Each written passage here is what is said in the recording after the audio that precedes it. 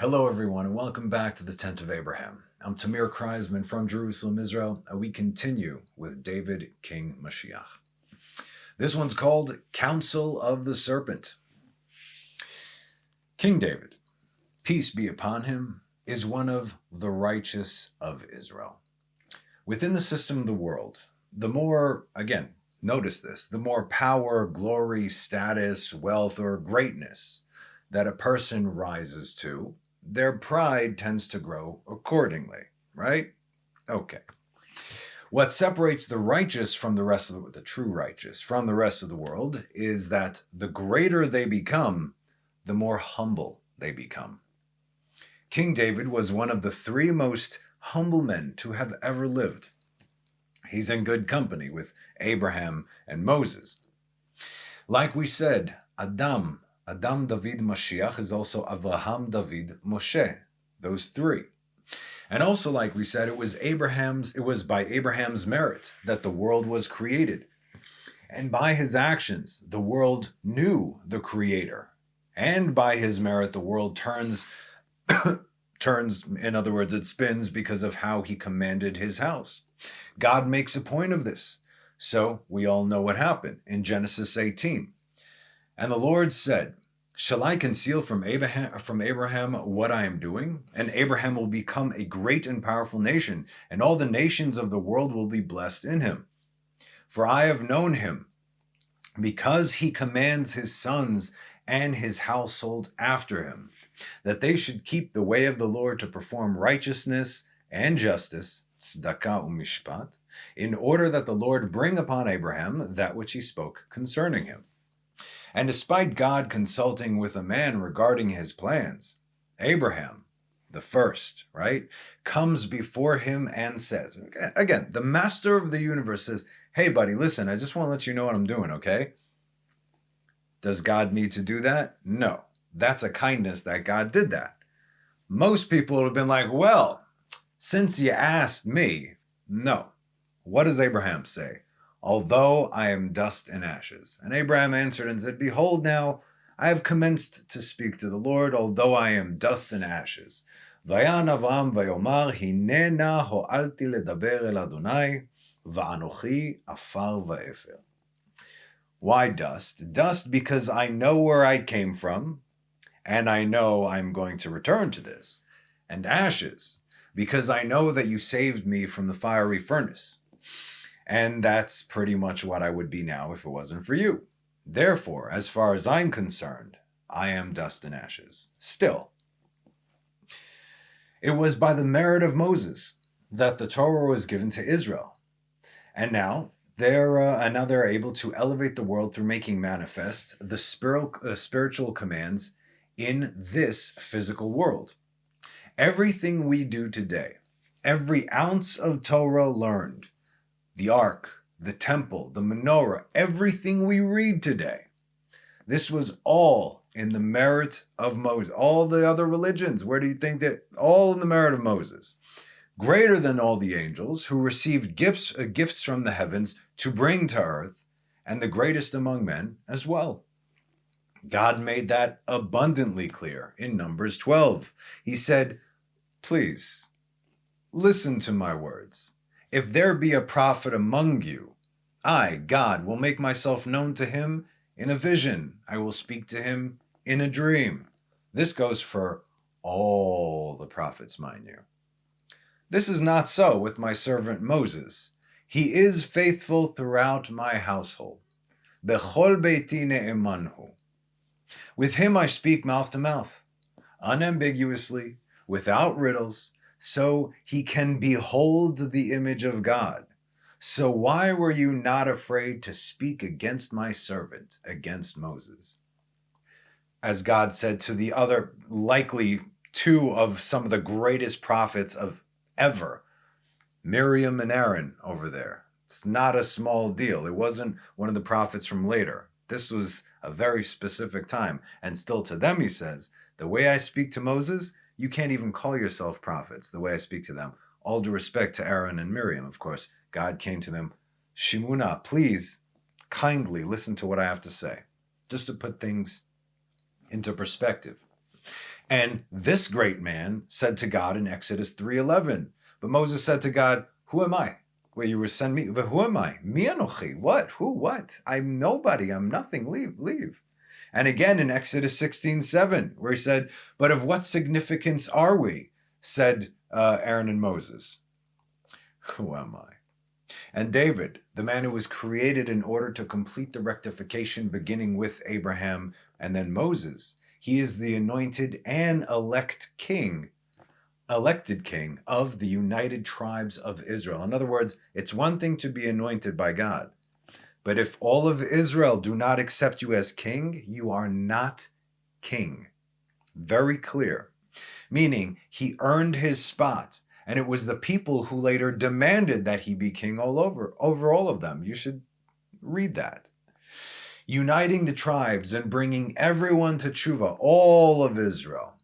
There was no bloodshed, no sexual immorality, no idolatry during his reign among Israel. And he set the foundations for the house of God. Again, you want to know what Mashiach is going to look like? If he could do at least what David did, right? And Solomon put together. And then some, but bringing all of Israel to tshuva, where all of Israel accepts and say, yep, that's our Mashiach right there. This has never happened since this time.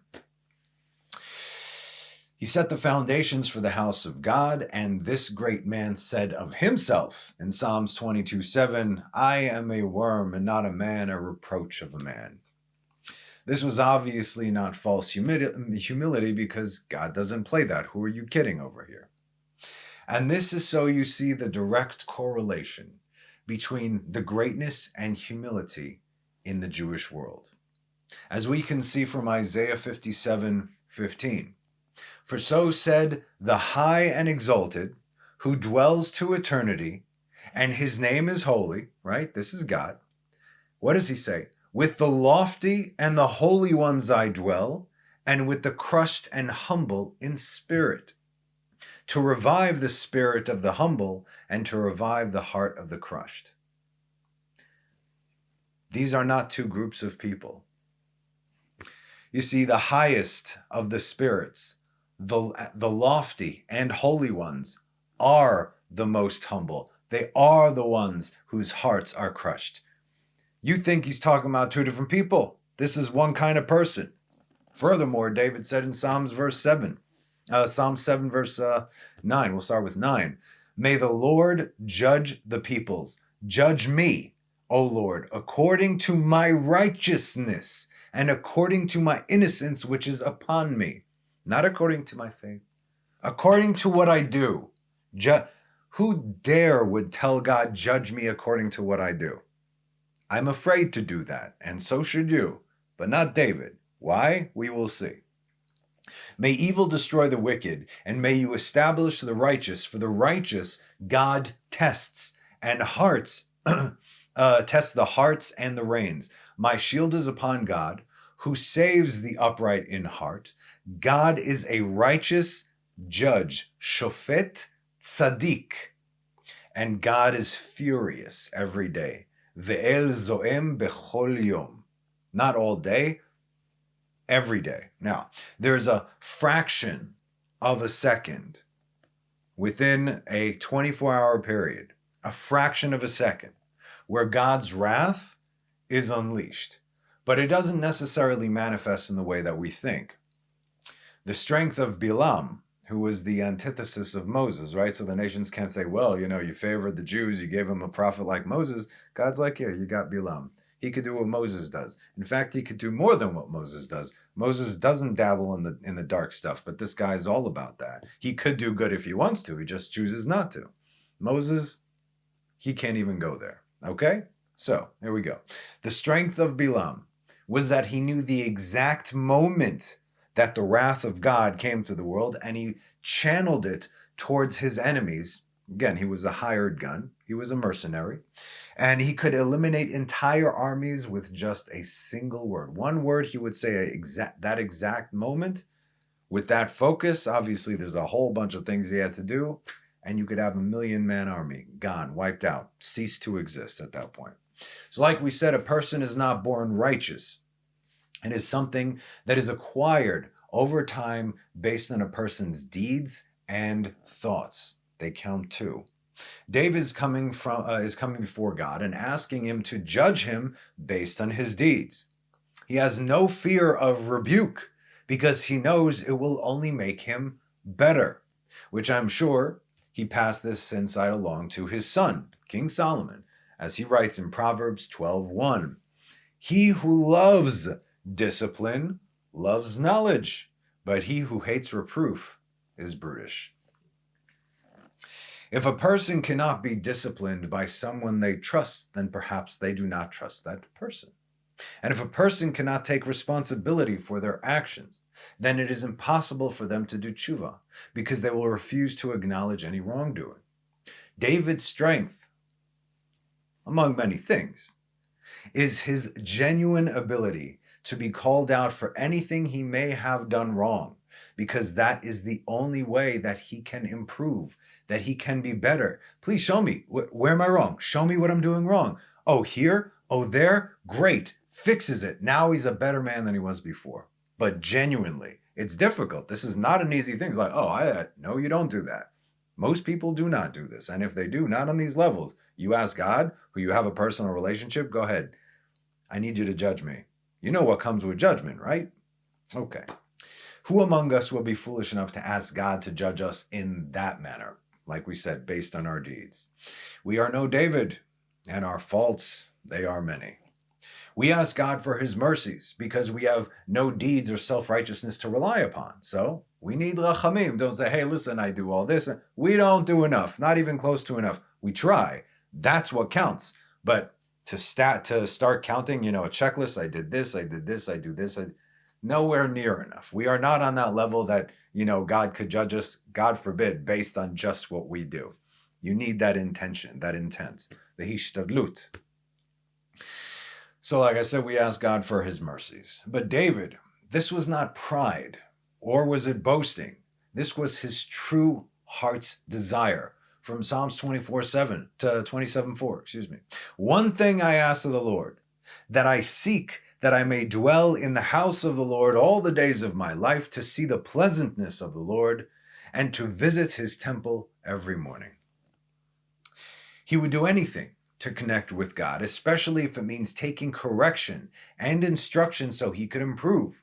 As he said later in verse 11, instruct me, O Lord, in your way, and lead me in the straight path, because of those who lie in wait for me. Horeni Adonai darkecha, unecheni beorech mishor, leman shorerai. Who lies in wait? You know what this reminds me of, right? I hope so. Genesis 4:7. It is not so that you improve, it will be forgiven. What a translation. Haloim tetiv se'et. If you improve, se'et, you will be lifted up. Ve'im lo, if you do not improve, however, lafetach chatat rovetz. At the entrance, sin is lying, and to you it is longing, but you can rule over it.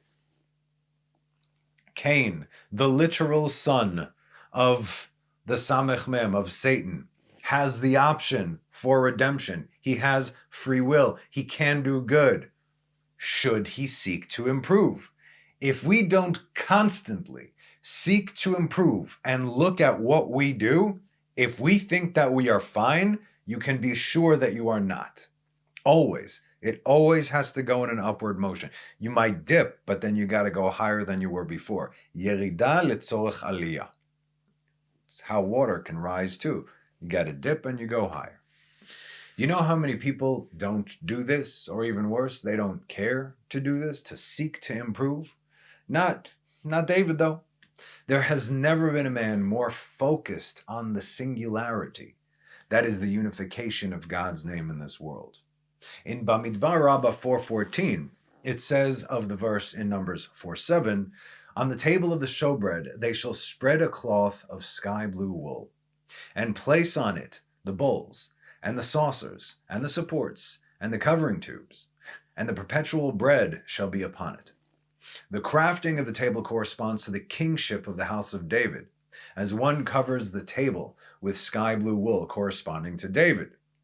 who was righteous, and the Holy One, blessed be he, entered into a covenant with him, a covenant of kingship for him and his sons and his children, right? This is the seed of David, Zera David. In the book of Charedim, Sefer Charedim, Rabbi Elazar Ezkari, a great Kabbalist from Tzfat in the days of the Ari, he wrote, "And he, God, crowned a king over us, who is righteous, tzaddik, pious, chassid, we'll get to that, and holy, kadosh, not chassid, but we'll get to the translation. David, his servant, he had bestowed upon him Ruach HaKodesh, as he sang glorious songs." All the Tehillim, the entire book of Psalms, was written through Ruach HaKodesh. These are actually names of angels, organized in a very specific manner that we are allowed to read. And that's why there are specific Tehillim for specific things. Tehillim for Parnasa, Tehillim for healing, Tehillim for focus, Tehillim for rain. Everyone has a specific thing. What, you think it's just nice songs? They're names of angels woven in there, and David knew exactly what he was doing, given to all. So you want to go with that? Have at it. By all means, it's kosher. The Holy One, blessed be he, gave him a wise son, of which there was no one like him in the world, as said in 1 Kings 5:11. And he was wiser than all men, than Eitan the Ezrachi, than Haiman, than Chalkol and Darda, the sons of Machol, who were apparently, the wise guys of the time. And his fame was in all the nations round about. And he crowned him king, and all the nations served him and were subservient to him. Remember in Pirkei Rabbi Eliezer, there were up to 10 kings. Again, God is one, and then later on you have Mashiach, where the entire world will be subservient to them. Solomon was the ruler of the world, right? And he built a temple to our Lord in Jerusalem at the center of the land of Israel, and his nation Israel were with him on the four corners of the wind in the land of Israel, like the banners in the wilderness, as olive shoots around his table. This is taken from Psalms 128:3. Your wife will be as a fruitful vine in the innermost parts of your house. Your sons will be like olive shoots around your table. This was the honor, glory, and joy that the house of David brought to God. Now, when we say the house of David, it is always a positive thing. So in other words, later on, we're going to see descendants a century later. And he, just like David, his father. You mean David is great-great-great-grandfather? No, David is father. Because David, again, it's all from the house of David. So it's in that context. All right? So all of this, the house of David and all the descendants brought happiness and joy to God, all in the merit of David. Now, I just want to explain, going back to my about the word chassid really quick. It translates as pious, but it's so much more than that, okay? Chassid, chesed. I'll give you an example. One of the chambers in the heavenly realms, b'heichalot, is called Heichal HaChasidim, the chamber of the Chasidim. It's not the chamber of the pious, Chasidim specifically. And in that realm, Abraham, Isaac, and Jacob exclusively reside. They were the first Chasidim in the world, in the sense that they dedicated every waking moment of their lives to serve God, revealing God's unity to the world. Now, this does not mean that they were all day in study and prayer. You still have to live, right? Abraham still had a household to run. He still had guests nonstop. He still had his son to educate. He still had his wife to tend to. There were things you have to do. You cannot sit all day and just do one thing. So what does it mean doing everything for the sake of God?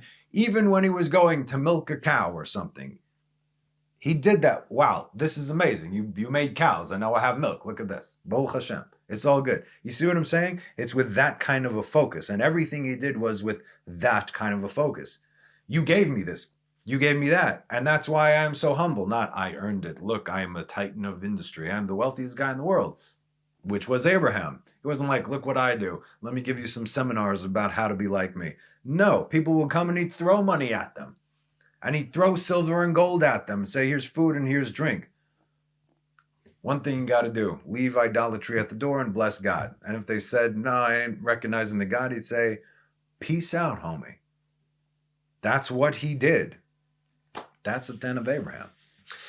So they were the first Hasidim in the world, right? Dedicating every waking moment. So this is constantly to be on your mind, what you're doing, and who is watching you all the time. Abraham introduced God to the world and the world to God. Isaac manifested his promise, and Jacob lived a godly life in ungodly places, proving that God will protect the righteous against all odds should they walk in his ways. That's a point. Not everybody is surrounded by good people, good godly people. We live in a godless world almost, right? By design, God said, I will surely hide my face from them in those times. This is what's happening right now. Yet can you be a godly person in an ungodly place? That's what we're talking about over here. Don't go to, but just in this world. All right.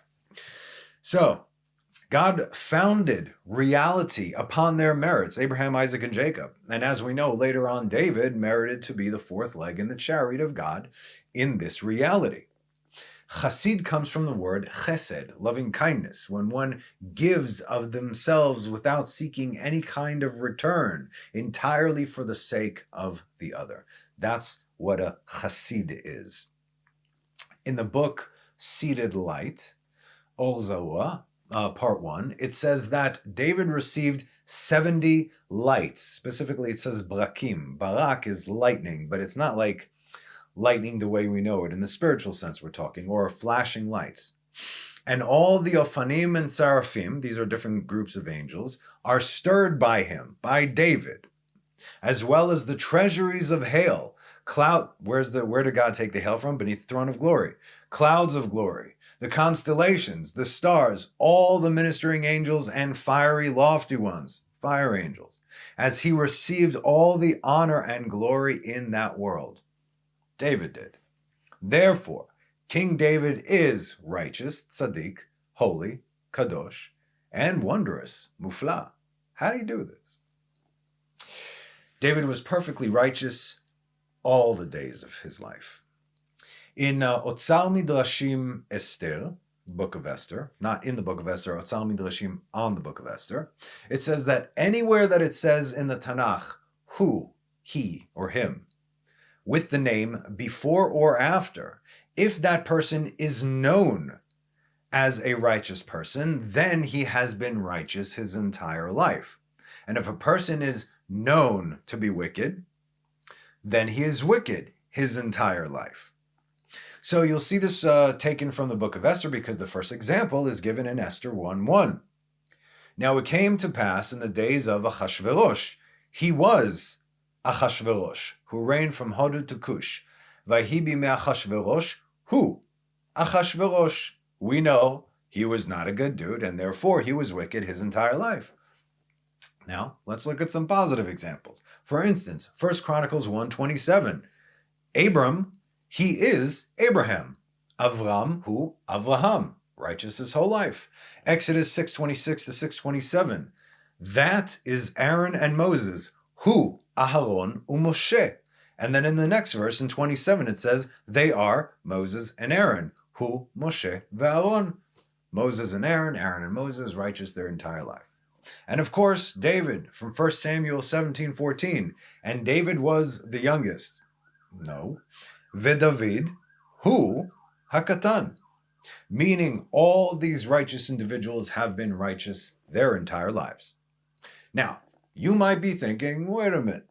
We know for a fact that Aaron messed up with the golden calf and Moses messed up with refusing to be sent and then asking God why did he harm his people. And David messed up because he didn't consult God regarding Bathsheba. That's right, we've already given classes on it. David did not sin with Bathsheba according to man. He did not consult with God. That's what was up. On his level, that's something that he should have done. And because he caused doubt amongst the people that they're like, wait a minute, is he the man of God or not? That's what he got punished for the whiff of doubt. That's it. And that's why he says, I sinned before God, not before Uriah, not before Achitophel, not before Bathsheba, because he didn't sin before any man, only before God. That's what it says. Okay. So how can they have been perfectly righteous if they obviously sinned? Now, please do not mix the understanding of counterfeit copies with the original, okay? You know what I'm talking about. Perfectly righteous does not mean perfect. We were never meant to be perfect. We're only called to be good, and that's why we do our best. In order for the world to be able to stand tshuva, repentance, and the way back home had to be infused into reality, like the earlier teachings of Pirkei de Rabbi Eliezer. When there was no option for tshuva in the world couldn't stand, not for a second, because the moment a human does something, free will, that goes against God's will, everything ceases to exist. Everything breaks down. You can not have this contradiction in reality. Okay? So this is what that means. That's why tshuva is a necessary part of this world. That's why we do it every single day. Every man, every single day. In fact, the clear hint is in Genesis 3:24. And he drove out the man, and he stationed from the east of the Garden of Eden the cherubim and the blade of the revolving sword to guard the way to the tree of life. Lishmoret derech etz hachaim. This is the way back home. You can't just get to it. The tree. What is the tree of life? This is the Torah. In order for you to truly be one with the Torah, you got to walk according to God's way. So this literally means tshuva, lashuv, to return, returning to God, returning to that tree of life. There are levels of sin also. There are accidents, and there's absent-mindedness. There's carelessness. There's apathy and disregard, and then we're getting to the more serious things. There's willfulness, rebellion, and heresy. One who does something by accident is nowhere near on the level of anything else over there. None of these great individuals went anywhere outside the spectrum of accidents. And because they were on such a lofty level, even those tiny little accidents, they paid dearly for most of what we do on a daily basis, many times a day.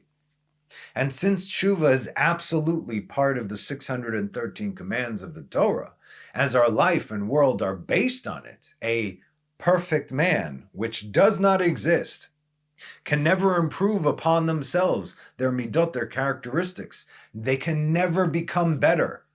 That means they're staying here all the time? No, the whole point is to be better. If man is also likened to olam katan, a small world, when we say tikkun olam, the rectification of the world, you don't have to go and stand out on the stage with the bullhorn and say, okay, I've saved the whales. No, you work on yourself. That's how you repair the world. Are you not part of Adam? That's what we're talking about. You have to become better. And therefore, they can never by default fulfill the Torah if there is a perfect man, which again, there is not. In Midrash Rabbah, Parshat Naso, it says of Numbers 17:14, 1 spoon weighing 10 shekels of gold filled with incense. Kaf achat asara zahav mele'ak toret. Kaf means spoon, but it also means palm, right? As in the palm of your hand, kaf yad. Right here. 10 of gold. Asara zahav. I know the translation says 10 shekels of gold, just so you understand. But asara, 10 zahav, gold, refers to the 10 generations from Peretz to David, son of Judah, right? Kaf achat asara zahav, kaf achat, in one hand, they were all perfectly righteous. And in Sanhedrin 103, it says that they were all perfectly righteous by the merit of David, who was their head, Hayal Rosham. Furthermore, in Baba Batra 147, it states that since King David, peace be upon him, passed away on his birthday, this was proof, as this does not happen only for those who are perfectly righteous. As it says in Masechet Rosh Hashanah 11a, that the Holy One, blessed be He, completes the years of the lives of the righteous from day to day, month to month, exactly on that day. The Ramban confirms this, even regarding the 10 generations from Peretz, son of Judah, all the way to King David. The great Rabbi Chaim Vital, student of the Ari, in his book Gates of Holiness, the third gate, he says of the words of the Ari, so long as a man does not complete all the 613 mitzvot, he is called tzaddik. In other words, if you don't complete the 613, which today we cannot do it. We don't have a temple, right? Anybody living outside, I'm talking about Jews, any Jew living outside the land of Israel for sure cannot do it, because these mitzvot are dependent upon being inside the land of Israel. That's why when we were exiled, that's a bad thing. And when we choose to remain outside the land of Israel, when we can come back, that's even a worse thing. Okay, so he's saying if you cannot complete the 613, you can still be called a tzaddik, but not perfectly righteous. Lo tzaddik gamur. And when a man does fulfill all the 613 commandments, though he has yet to complete all the midot, the characteristics to perfection, in other words, being all you can be, being the best that you can be, but rather he struggles and constantly battles against his inclination, behold, he is considered perfectly righteous. Wow, so you mean it's not about completing it, but it really is about trying with all our hearts, with no faking over here, no compromise, but genuinely trying to be better? Wow. Thank you, Ari. Now let's explain this because it ties into what we said before. We know that the patriarchs and the matriarchs and all the sons of Jacob, as well as Moses, Aaron, and Miriam, and all of the other righteous prophets and the righteous kings in the time of the Tanakh were all born and died on their birthday. Now we could ask, how could they who come before the Torah fulfill the Torah? We also know that the patriarchs knew everything in the Torah, right? As they had already access to it before it came into the world. Yet still, if there is no temple, or at least a tabernacle, how could they have completed the 613? The levels that they were on, they and others who came after them, understood that the physical commands that we fulfill in this world are connected to a higher spiritual property. In other words, the Torah, it is a physical book, right? So, but yet, this physical book is actually the blueprint of all of creation. All of creation, not just the globe. Everything that ever was. Do you understand? Everything that ever was and will be that God created, that's what he used. That's what the Torah is. So how can you fulfill something spiritual by doing something physical? You see? That's the bottom line, because this is the world that we're in today. But if you can go above that, and it's not saying, oh, that's done away with. We don't do that. There's certain individuals that could do this, but they did everything even before the Torah. All right? So once they knew this about the spiritual property, okay, this is the equivalent of this, and this is the equivalent of that. Like we said, how did Moses know how to build the tabernacle? God showed him spiritual elements. The 4 pillars of the tabernacle, 4 colored fires. You have the red and the white and the black and the green. Moses is like, where am I going to get this? There is no black and green and red and white fire on earth. God said, the equivalent of that is this kind of wood and this kind of metal and this kind of this and this kind of that. That's what it is. Okay? In other words, everything is connected. So once they understood, once they knew all this, they simply bypassed the physical and went directly to the spiritual. Make no mistake, nobody today could do this. Not even in the last 2,000 years. The Rashbi is like maybe the last one. There might have been some since then, but nobody. You don't know how to do these things. And if anybody knows how to do this, you better believe they're not sharing with anybody. But today, nobody knows how to do this. In any case, they went directly to the spiritual, thereby fulfilling the commands through words, meditation, intent, prayers, through some of the holy names, and so on. The same can be said to a degree of us today. How do we get by the fact that we don't have a temple and all the things that we need to do that we actually genuinely cannot do? But if it was here, we would do it. What do? The temple was destroyed and we were expelled, which means we need to do tshuva, to return to God. And so we have clear instructions on how to do that. Hosea 14, 2 and 3. Return, O Israel, speaking to the 10 tribes who are all about idolatry, right? Return, O Israel, to the Lord your God, for you have stumbled in your iniquity. Take words with yourselves and return to the Lord. Chui machem dvarim, veshuvu el Adonai. Imru elav, say to him, you shall forgive all iniquity and teach us the good way. And let us render for bulls the offerings of our lips. Uneshalma parim sfatenu, which is what we say every day. in the prayer. Meaning, we have no temple, no altar, no kohanim, but we do have something that we can cover those things, that can cover those things in the meantime. That is the prayer. Saying the words, because of the power of speech, right? God spoke reality into existence through Hebrew. So when we say the prayers of the korbanot and all the things and the offerings, when we say that, given the fact that there is no temple, this counts for that. That's how it is. If there's a temple, you go there, you do what you need to do. Okay, so granted, we are nowhere near like Rabbi Shimon, who spent 12 plus 1 years in the cave and yet still completed all the commands. Wow, with what? He got it. And in the lowest generation, since the creation of man, today, we can still be considered amongst the righteous. And that is by fighting and hopefully overcoming our inclination. By doing that, if we do that, even perfectly righteous, right? Because that's all the mitzvot will come, but you have to work on yourself. For this, we must use the aspect of righteous judgment, aka gevurah, liot gibor. When someone is called a gibor in the Torah, he is a mighty man, either of strength or in spiritual inclination and personality. Where do we see this the first time? The giants of Genesis 6:4. They're called giborim. הנפילים היו בארץ בימים ההם וגם כן אחרי כן, אשר יבואו בני אלוהים אל בנות האדם וילדו להם המה הגיבורים אשר מעולם אנשי השם. And they bear for them, they are the mighty men. These are called giborim, who were of old the men of renown. Nimrod, the leader of the free world, was called a mighty hunter in Genesis 10:8 and 9.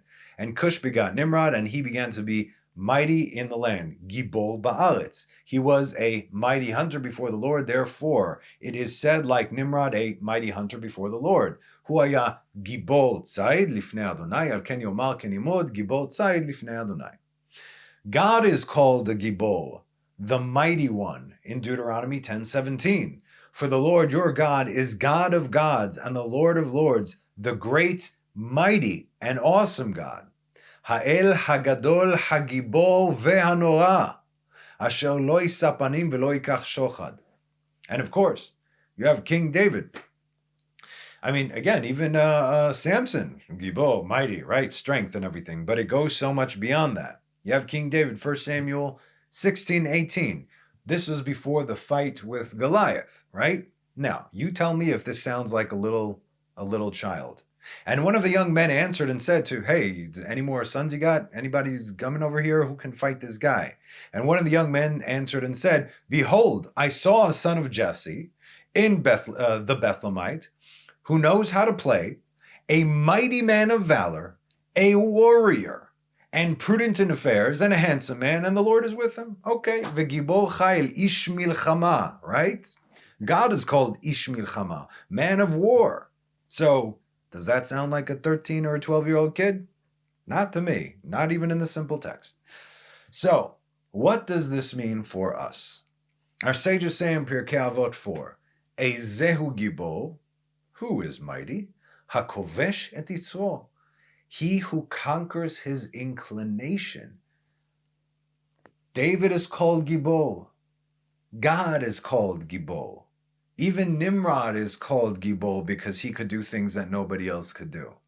And yet if we conquer our inclination, we too get to be in that category? Are you listening yet? I said in Proverbs 16:32, Tov erech apayim migibor, umoshel berucho miloched ir. One who is slow to anger is better than a mighty man. And one who rules over his spirit is better than one who conquers a city. Wow. The truest show of strength a man can do in this world is conquer the greatest challenge to have ever been created for him, his own inclination. I don't have someone else's inclination. I have my own. God gave this to me. This is my battle. It's not yours or anybody else's. And if we do that, well, That's how we change the world. In his book of Tshuva called Rectification of the Returnees, Rabbi Tzadok of Lublin says, since David merited to be David Melech Yisrael Chai V'Kayam, as we discussed, David, king of Israel, lives and is present, only someone who is perfectly righteous can achieve that level of David. Like Jacob our father and Elijah the prophet and so on. There are several, yes, but he threw out those over there. Jacob, Israel, Eliyahu, Pinchas. Okay. Or he goes on, or a perfect Baal Tshuva, a person who completely repented and changed their lives, like King David. What does this mean? You live a righteous life, you make a mistake. You do it one time, and you turn your life around to the point where you put in all the precautions, never, ever to make that mistake again. Let's say it like this.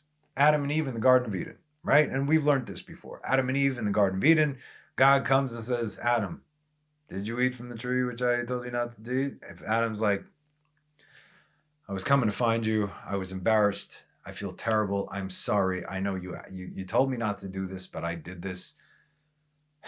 I hope you can forgive me. I will accept whatever punishment you give because I wronged you and you gave me everything. I am sorry. Please tell me how to fix this. God says, I forgive you, no problem. What does a responsible man do? What does a true Baal Tshuva do?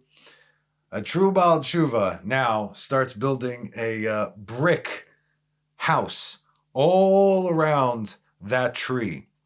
And he surrounds it with barbed wire. And around that, he puts an electric fence. And then he digs a moat. And he puts some sharks and crocodiles with laser beams on their heads. You see what I'm saying? All that to stay out, keep out, do not come here. And then you put just like, hey, you've got the cherubim over there with the revolving sword.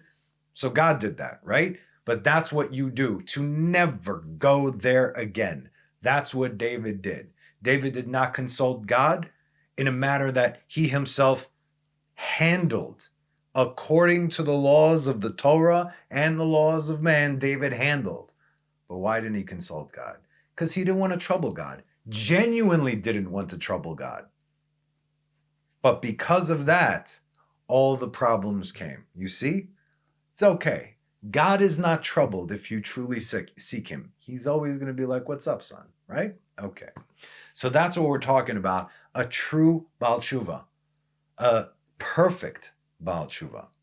Now remember what we said before about the necessity for Tshuva and the misconception among other counterfeit religions who have no understanding of this concept? Really what it means? When you sin by accident and you rectify that sin, remember when you sin, and you could be in a state and you could do something bad on purpose. But if you think, and the sages say, if you're going to sin and say, hey, I'll just do tshuva afterwards and it'll be fine, you're not going to live long enough to do that. Okay? Because if you're already doing with that intent, no. Who are you fooling here? So, when you sin by accident and you rectify that sin, you turn darkness into light, because when you sin, you create this darkness, and now it is in the world. But when you repent, when you do tshuva and you correct that darkness now becomes an angel of light, and you make that thing your your defense attorney, because at first your sin accuses you. Your sin actually has a name, and it comes before God. Who are you?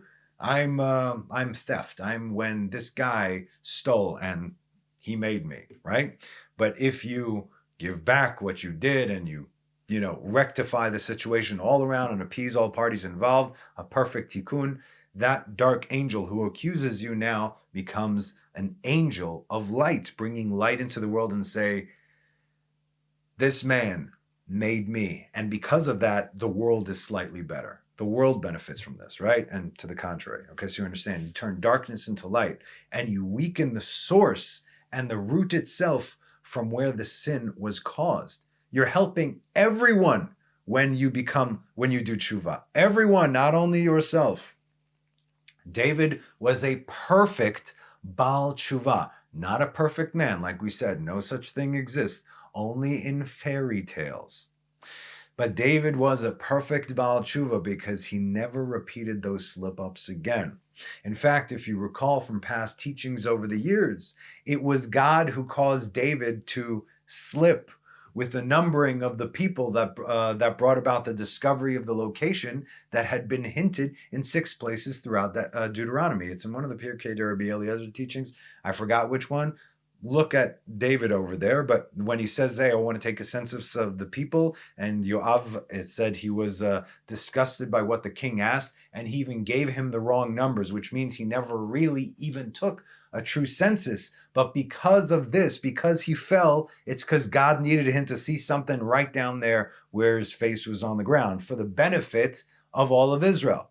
So what is this place? What did we get out of that sin from Deuteronomy? And it will be that the place the Lord your God will choose in which to establish his name, there you shall bring all that I'm commanding you, your burnt offerings, your sacrifices, your tithes, and so on. Talking about where do we build the temple exactly?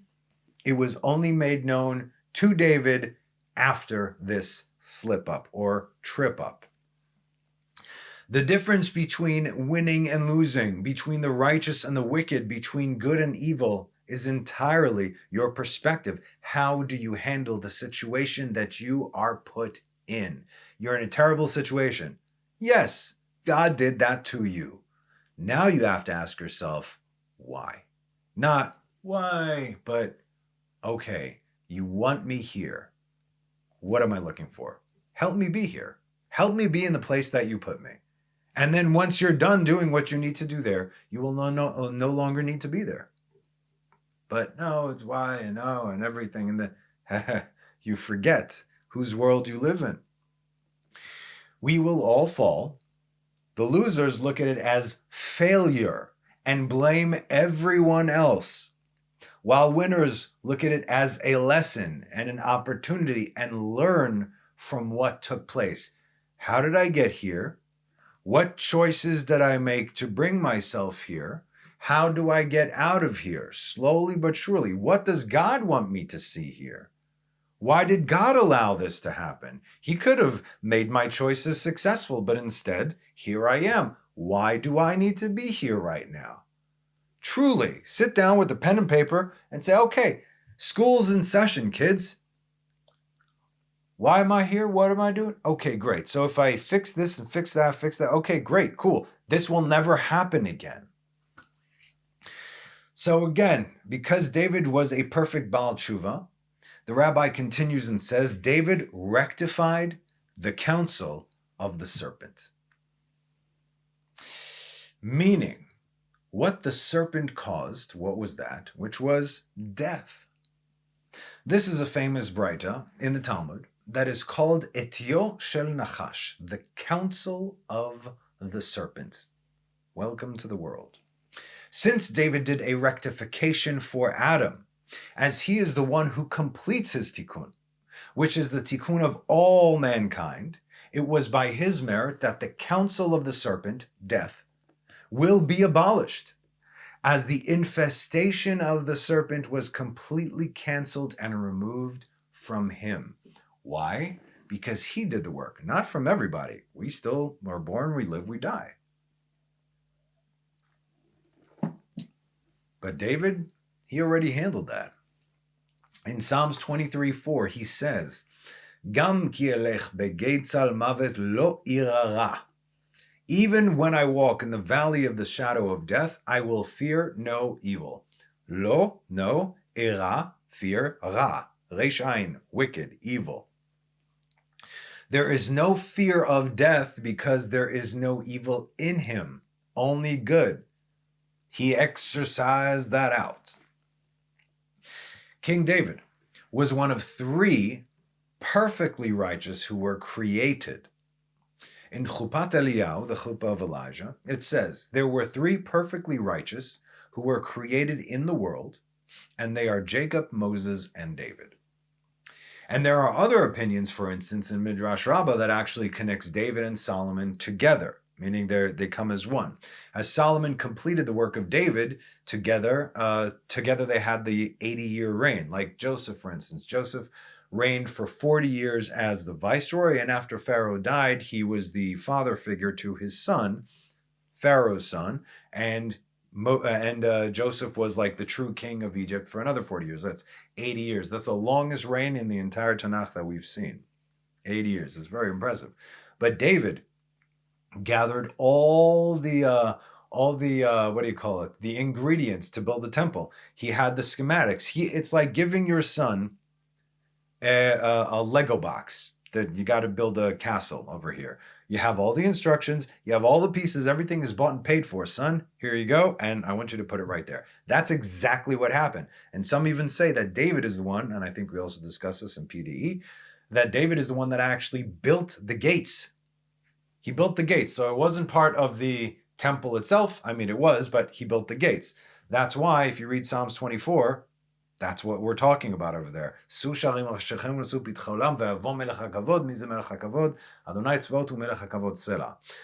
why it said that when the temple was destroyed, the gates sunk into the ground, and that's why you'll see a lot in Isaiah. It says, Uli, get up, dust yourself off from the dirt, speaking to Jerusalem, because Jerusalem has its own personality. There is an Upper Jerusalem too. We're going to be discussing that in upcoming teachings. Okay, so you get the idea over here. Some say that it was David and Solomon together. He completed what he started.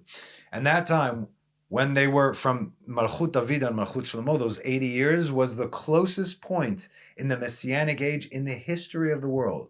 The world was at peace over there. Just for that short period, Israel was at peace. There was no hunger. There was no war. There was nothing negative. Everything was good. The temple was standing. The Shekhinah was all over Jerusalem. And from all over the world, people came right there to see the house of God.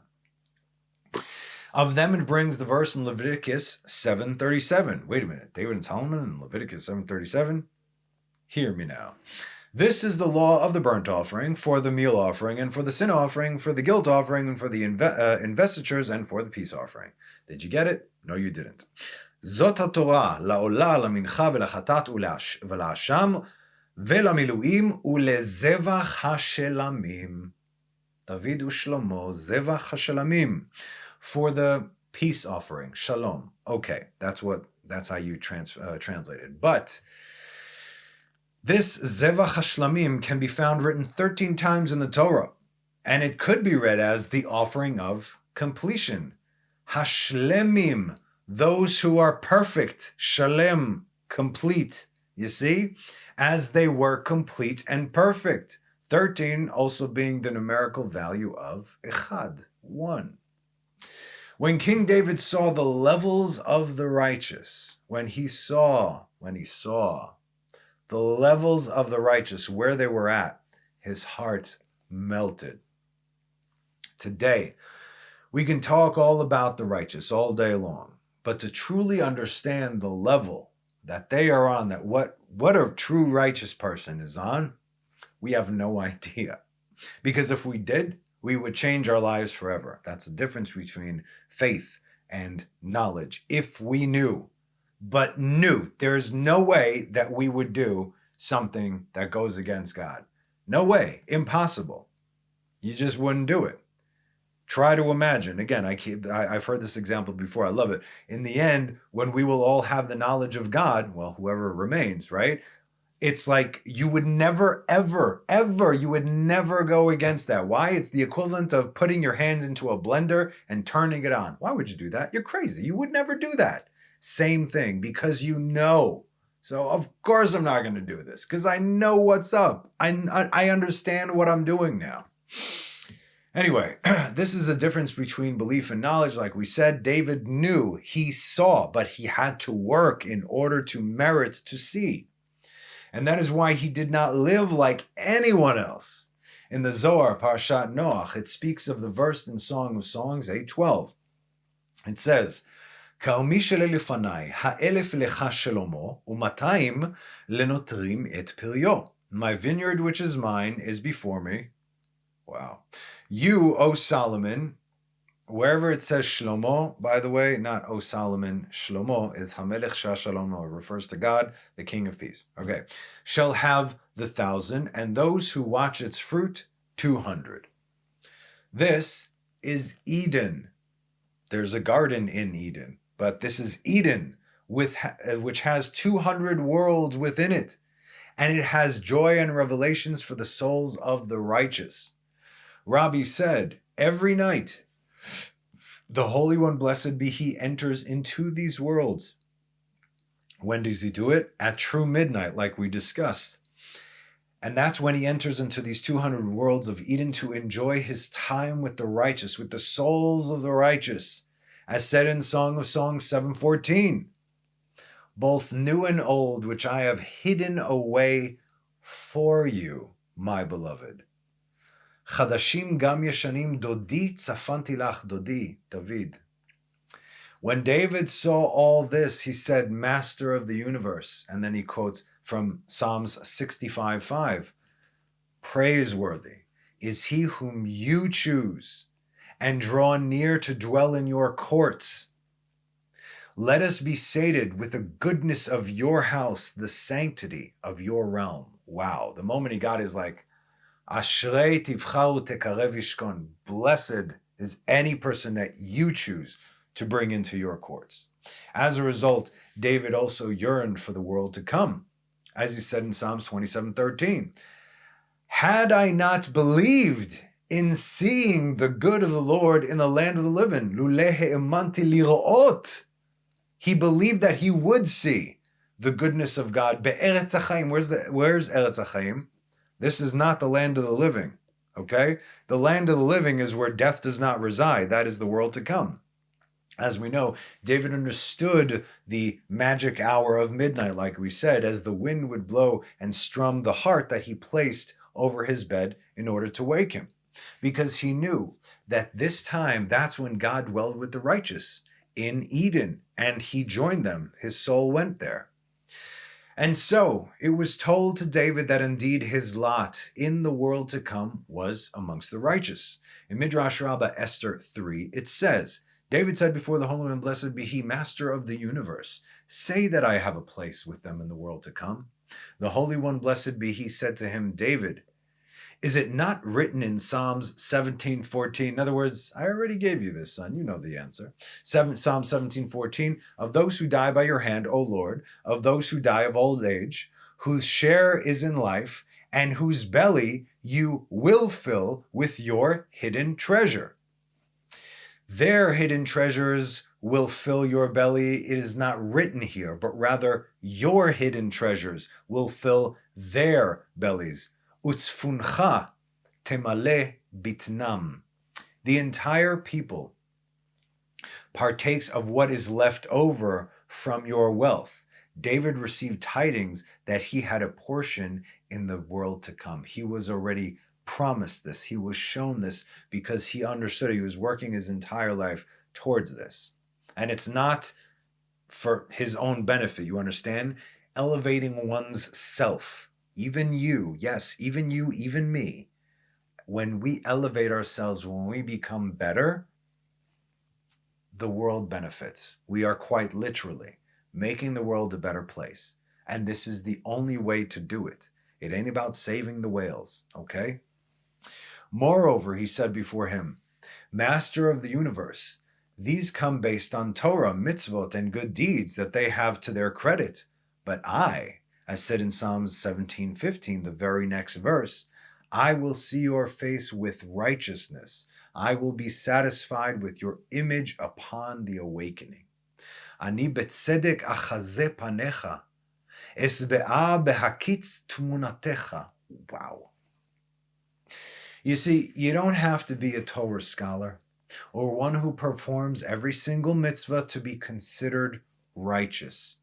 But make no mistake, David was a great Torah scholar and was very stringent following the halacha, the oral law. It's in his dominion. It's in Malchut, kingship, as he was the head of the Sanhedrin, because he knew where it all comes from. Yes? What he was saying was this, that he wants to enter there not because of his deeds, but because of his midot, characteristics. This should blow all our minds right now. What was David? Humble, patient, kind, long-suffering, slow to anger, generous, righteous, and so on and on and on. He so happened to be one of the greatest Torah scholars to have ever lived, King David.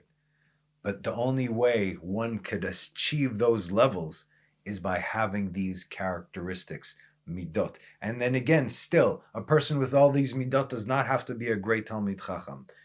God has you. David made it his life's mission to become the best person that he could have been, which is why he was promised a place in the garden among the righteous, and why he would see the goodness of God in this world and in the next. As the Mahalchu Rav Chaim Vital said in the preface to The Gates of Reincarnation, behold, a perfectly righteous like King David and Daniel needed confirmation from God that they would receive rest in the world to come and not continue through reincarnation for the sake of correction. In other words, the life that you lived, you completed it. You completed your tikkun. Wow. Do you know how many times you and I have been here? As King David said in Psalms 27:13, had I not believed in seeing the good of the Lord in the land of the living. He actually saw where he was going to be. And then in verse 4, one thing I ask of the Lord, achat sha'alti me'et Adonai ota vakesh, that I shall seek, that I may dwell in the house of the Lord all the days of my life, to see the pleasantness of the Lord and to visit his realm. Ulevaker be'echalo. He's not talking about the temple here. He's talking about the temple that has yet to descend. This was his desire, and he received confirmation, as we've discussed in previous teachings, from the prophetess Avigal in 1 Samuel 25:29. But my Lord's soul shall be bound in the bundle of life with the Lord your God. You're good. Likewise, Daniel in Daniel 12:13. And you go to the end. Vata lech laketz v'tanuach. Rest. Don't die. Rest. Take a little nappy poo. And rise to your lot at the end of days. V'ta'amod legoalcha leketz hayamin. You miss it in the English because there is no distinction. But the Hebrew says ketz hayamin, to the end of the right. That's the literal translation, and not the end of days, ketz hayamim. The end of the right is a good thing. That's the side of mercy, which is where Daniel was going. While ketz hayamim, whenever we see that, that's not necessarily a guarantee for a positive outcome. The bottom line is, seek to be better, not according to your understanding, but according to the truth. We have it all written there. And if you don't know, ask questions, okay? Thus concludes today's class. I really do hope you enjoyed this. And as always, should you have any questions, I'm begging you, leave the comment section alone. Ask me. I don't even want to do that anymore. Just send me an email and I will do my best to answer you, okay? Only serious inquiries, please, all right? Okay, so as always, thank you for joining me. Have a wonderful rest of the week and have a Shabbat Shalom. Bye-bye.